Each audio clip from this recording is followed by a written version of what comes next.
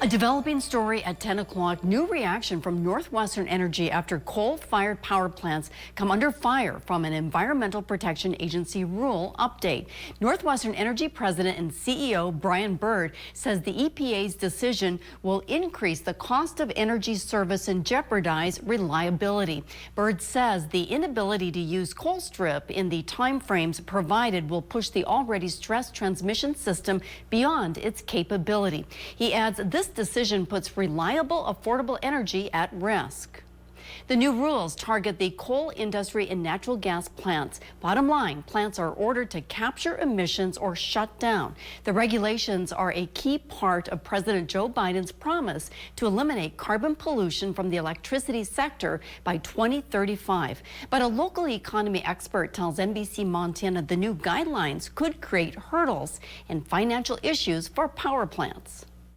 What you ought to be worried about is a lot of baseload power generation simply going away because compliance with that reg is uneconomic or even technically infeasible. Montana's congressional delegation and the governor issued statements in response. U.S. Senator Steve Daines disapproves of the move, saying the new regulations on power plants will kill jobs and risk American energy security.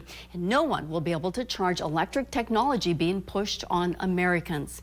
U.S. Senator John Tester's team sent us this statement calling President Biden's new rules short-sighted. Tester says he will always stand up to EPA regulations when they don't make sense for Montana.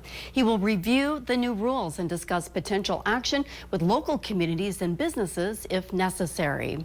Governor Greg Gianforte's office echoed a similar message, saying that the Biden administration's actions will drive up cost, undermine our energy independence, and send jobs overseas. He goes on to say these new rules will not only hurt Montana consumers, but workers as well.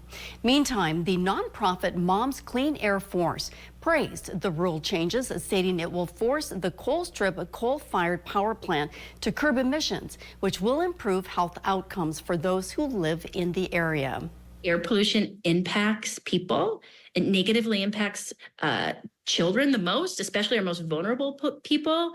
It impacts developing lungs, developing brains, older community members. And this is a really important and simple step.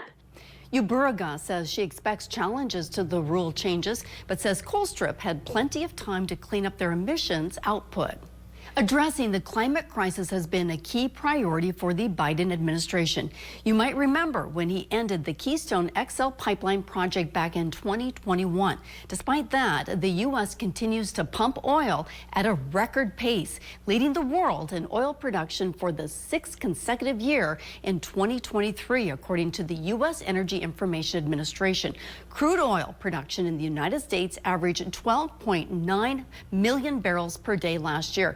That breaks the previous U.S. and global record of 12.3 million in 2019. We posted more details on our homepage, and you can read the full statements online at NBCMontana.com. Also, be sure to follow us on all of our social media platforms.